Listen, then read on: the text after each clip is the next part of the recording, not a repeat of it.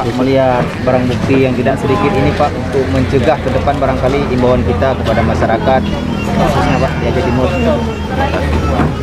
Himbauan kita kepada masyarakat Aceh Timur yang perlu saya sampaikan bahwasanya narkoba ini pengawasan kita bersama, butuh peran serta partisipasi dari seluruh lapisan masyarakat. Saya berharap seluruh lapisan masyarakat dari pemerintah, ya, tokoh agama, tokoh masyarakat yang ada di seluruh kabupaten Aceh Timur ini benar-benar sama-sama kita bergandengan tangan untuk memberantas narkotika.